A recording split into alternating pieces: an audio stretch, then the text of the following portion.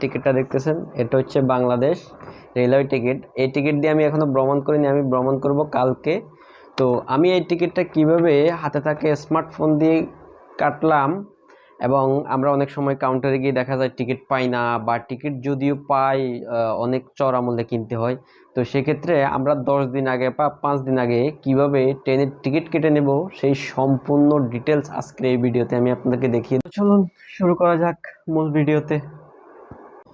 সর্বপ্রথম আমরা আমাদের হাতে থাকা স্মার্টফোনের প্লে স্টোরে গিয়ে আমাদের রেল সেবা অ্যাপসটি ডাউনলোড করে দেবো। দেখেন আমার রেল সেবা অ্যাপসটি ইনস্টল করা আছে, তাই আমি আর ইনস্টল করতে হবে না, আমি সরাসরি অ্যাপসে চলে গেলাম। আপনারা অবশ্যই অ্যাপসটি ইনস্টল করে নেবেন, প্লে স্টোরে অ্যাভেলেবেল অ্যাপসটি পেয়ে যাবেন। তো অ্যাপটি এরকম রেজিস্ট্রেশন করার পরে এরকম একটা ইন্টারফেস আসবে। আসার পরে এখানে ফ্রম টু, মানে আমি কোন জায়গা থেকে কোথায় যাব, আমি ঢাকা থেকে টু ফেনী, আমি ফেনীতে যাব, ফেনী সিলেক্ট করলাম। তারপর এখানে আমি সিট সিলেক্ট করব। এখানে আপনারা এসি হলে এসি দিবেন, আমি যেহেতু শ্রবণ চেয়ারে যাবো তাই শ্রবণ চেয়ার সিলেক্ট করলাম। তারপর আমি কোন তারিখে যাব, অবশ্যই আপনি 10 দিন আগে টিকিট কাটতে পারবেন। 10 দিনের মধ্যে আপনি টিকিট কালেক্ট করে নেওয়াটা ভালো হবে, কারণ 10 দিন পরে টিকিট অ্যাভেলেবেল পাওয়া যায় না। আমি সার্চ বাটনে ক্লিক করলাম। ক্লিক করার পরে আমার সামনে এরকম একটা ইন্টারফেস চলে আসবে। আসার পরে এখানে আমার কয়টা ট্রেন ওই দিন যাবে, যেমন টুরনায় কখন যাবে, এখানে 7:45 ছাড়বে সকালে, 4 ঘন্টা 15 মিনিট লাগবে। তারপরে ট্রেন যাবে হচ্ছে আমার প্রথম যাবে মহানগর, তারপর টুরনা ছাড়বে হচ্ছে 11:15 PM। তা আমি যেহেতু নাইটে আসবো তাই আমি 11টা টুরনা। তারপরে আপনার ট্রেনের পুরো ডিটেলস এখানে দেওয়া আছে, এখানে চেয়ারগুলো দেওয়া আছে, এসি শ্রবণ চেয়ার, টিকিট মূল্য দেওয়া আছে 300 টাকা।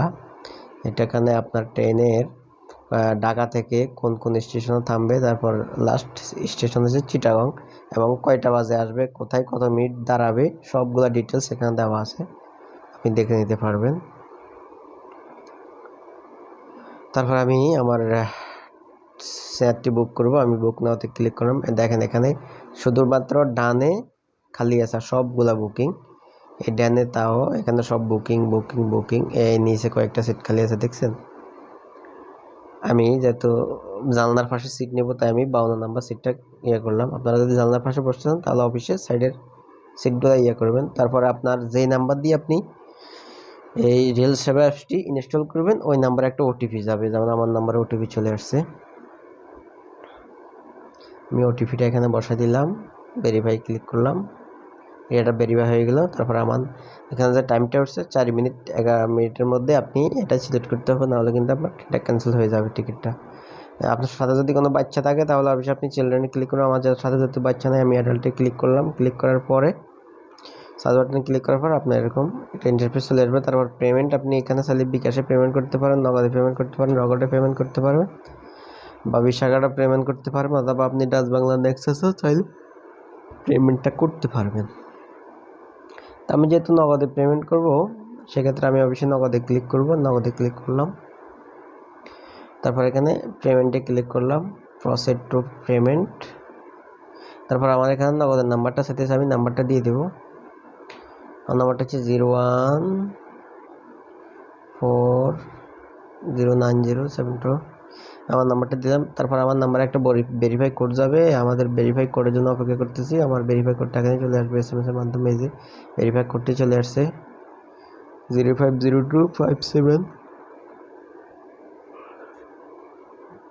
ভেরিফাই নাম্বারটি দেওয়ার পর আপনি ফার্স্টে ক্লিক করবেন। তারপর আমি বিকাশে পিন নাম্বারটা চাইবে, পিন নাম্বারটা এখানে দিয়ে দিবেন। আমি আমার পিন নাম্বারটা দিয়ে দিলাম।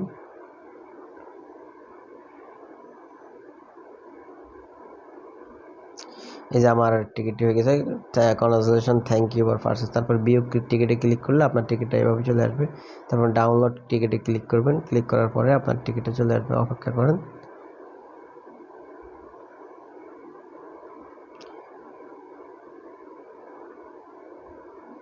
এই যে টিকিটটা চলে আসছে। এই টিকিটটা আপনি এখান থেকে চাইলে প্রিন্ট করে বের করতে পারেন, যে কোনো একটা কম্পিউটার দোকানে গিয়ে প্রিন্ট করে বের করে নেবেন, তারপরে টিকিট দিয়ে আপনি ভ্রমণ করবেন। আর একটা কথা হচ্ছে যে আপনার ট্রেনে ভ্রমণ করার সময় অফিসের সাথে এনআইডি কার্ডটা নিয়ে যাবেন।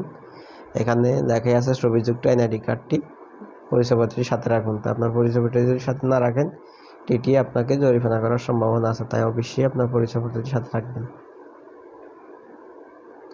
আর আমার চ্যানেলটি যদি ভালো লাগে থাকে অবশ্যই চ্যানেলটি সাবস্ক্রাইব করবেন, পাশে থাকা বেল আইকনটি বাজিয়ে দিবেন, যাতে করে আমার নতুন ভিডিও সবার আগে আপনার